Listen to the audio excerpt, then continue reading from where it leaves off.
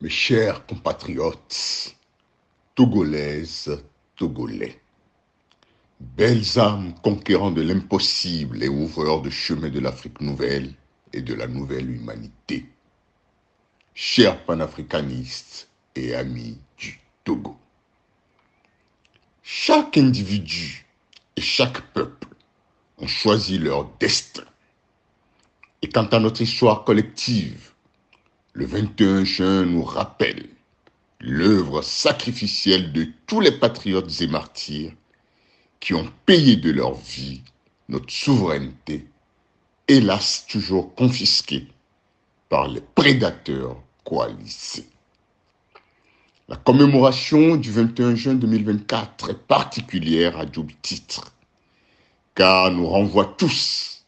individuellement et collectivement d'une part, dans le contexte du nouveau cycle de 12 ans pour la libération planétaire, à un nouveau départ en ce début de nouveau cycle pour la terre de nos aïeux, arrimé à la souveraineté intégrale du Togo, sitôt. Et d'autre part, à la pleine lune de solstice du Capricorne, qui convoque notre capacité d'acceptation et de responsabilité. 140 ans après, 140 ans d'âpres luttes patriotiques et souverainistes depuis la ruse du traité de protectorat allemand du 5 juillet 1884, porté par des bâtisseurs et ouvreurs de chemin, au rang desquels figure au premier plan le triumvirat sacrificiel à qui la nation tout entière doit une reconnaissance intemporelle. Son Excellence Sylvanus Olympio, père de l'indépendance. Son Excellence Dr Gabriel Agbeyome Messan Kodjo, père de la souveraineté intégrale du Togo, sitôt. Son Excellence Monseigneur Philippe Fanoko Podro, patriarche de la nation et père de l'alternance. Notre devoir de mémoire en ce jour convoque douloureusement les récentes morts de trop sur le front social, au rang desquels figure M. Abalo Didier, jeune docker occasionnel au port autonome de Lomé, tout comme les victimes des multiples et graves accidents de circulation, rien que ce mois de juin,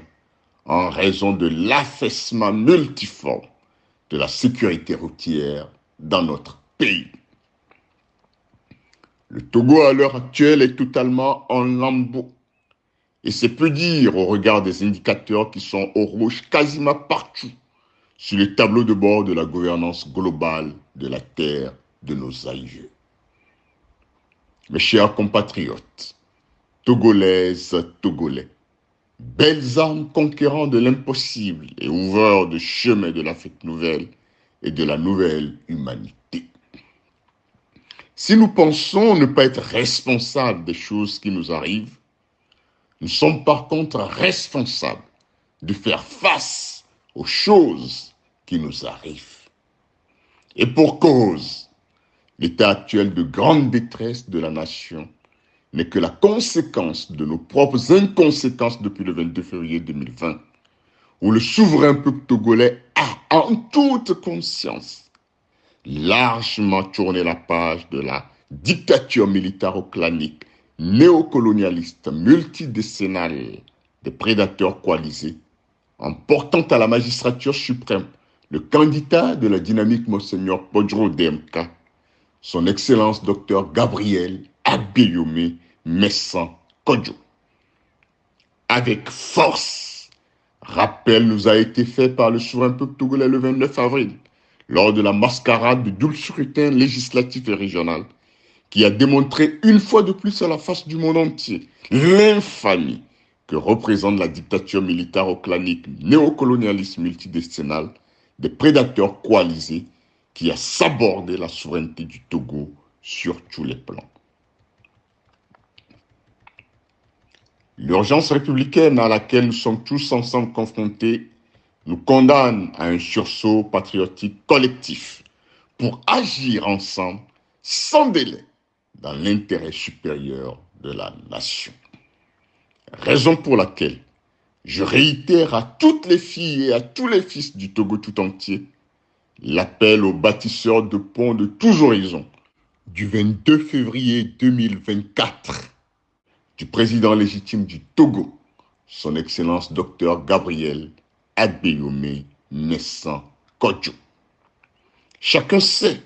ce qu'il doit faire à son niveau, ici et maintenant, pour sauver la République du péril, de la dystopie constitutionnelle et de la néantisation par l'invétéré putschiste Faure Gnassingbé et son gang de faussaires. Je m'adresse particulièrement aux forces de défense et de sécurité sur qui il n'a de cesse de s'appuyer pour qu'elles honorent enfin leur serment au drapeau togolais avant qu'il ne soit trop tard. La nature est en train de reprendre son droit sur toute l'étendue du territoire national et rien, absolument rien, ne saurait résister au nettoyage en cours par la cascade de lumière divine déployée sur le Togo. Mes chers compatriotes, Togolaises, Togolais, belles âmes conquérants de l'impossible et ouvreurs de chemin de l'Afrique nouvelle et de la nouvelle humanité, chers panafricanistes et amis du Togo. L'attaque, ces 2 dernières semaines des défenses nucléaires de la Russie, au niveau des stations de Voronezh, situées à l'extérieur de la ville d'Orsk et de la région de Krasnodar, en Amarvir, loin des lignes de front en Ukraine, par l'Ukraine d'une part, et d'autre part, le narratif développé lors des récentes rencontres des ministres des Affaires étrangères du groupe des 7 G7 en Italie et des BRICS en Russie, laisse transparaître que la guerre des blocs est à son acmé 80 ans après la conférence de Bretton Woods, avec la perte du statut de monnaie de réserve internationale du dollar américain, tout comme de l'euro. Cette nouvelle phase accrue de la guerre froide,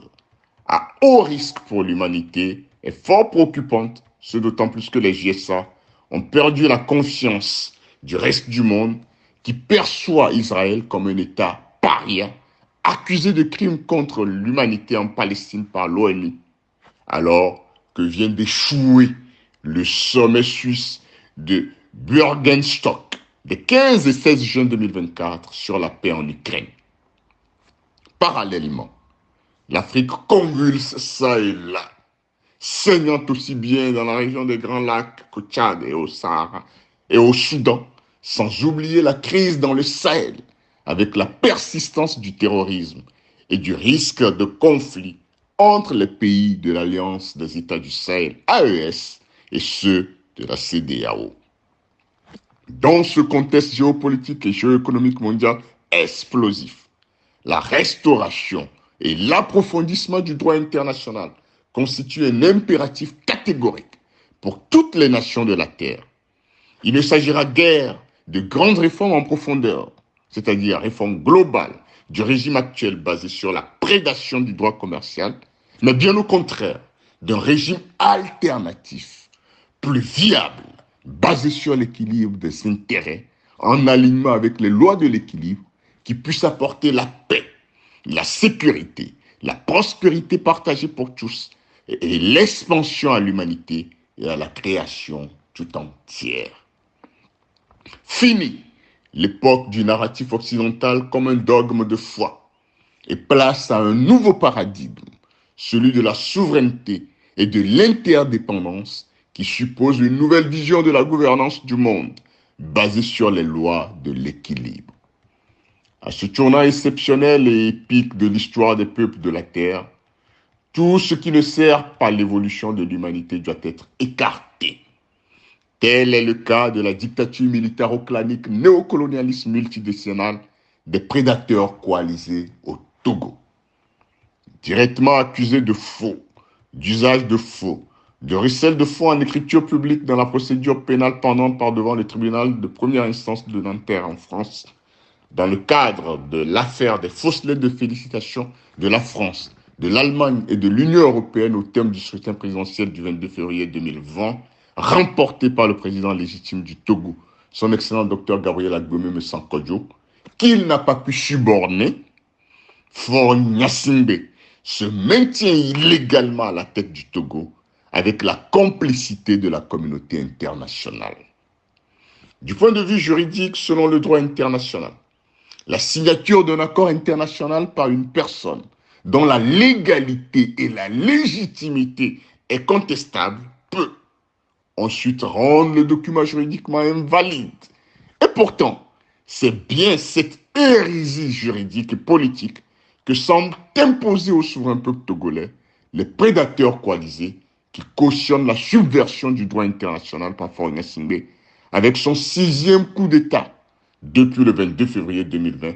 en promulguant le 6 mai 2024 une constitution fantôme en 2 versions, instituant au Togo un régime parlementaire à relents monarchique dont il peine à se prévaloir. Nul doute que dans un monde en fin de cycle qui tourne à l'envers, la barre de la spiritualité qui convoque les valeurs universelles traditionnelles, fondées sur l'amour, la vérité, la justice, la paix, l'éthique, la dignité, l'équilibre et l'harmonie, est la plus dangereuse pour les marionnettes du gouvernement mondial et les marionnettistes draco-reptiliens. Aujourd'hui, plus que jamais, les qualités morales et éthiques distinguent les bâtisseurs de la nouvelle humanité qui émerge, fondée sur l'équilibre des intérêts et portée par les forces patriotiques et souverainistes, de ceux de l'ancien ordre mondial, fondés sur les règles sans règles et portés par les prédateurs coalisés. Le tourbillon évolutif qui monte toujours de plus en plus haut et dans lequel est prise l'humanité ne laisse guère de place à quelque tergiversation par rapport à la voie à suivre par le souverain peuple togolais, à ce tournant critique de la renaissance de l'humanité qui passe par la renaissance africaine dont le Togo constitue l'épicentre. L'Afrique, et spécialement le Togo, se doit d'être à l'avant-garde de la paix mondiale, au moment où l'humanité s'en éloigne dangereusement avec le paroxysme actuel de la guerre des 2 blocs, atlantistes et BRICS.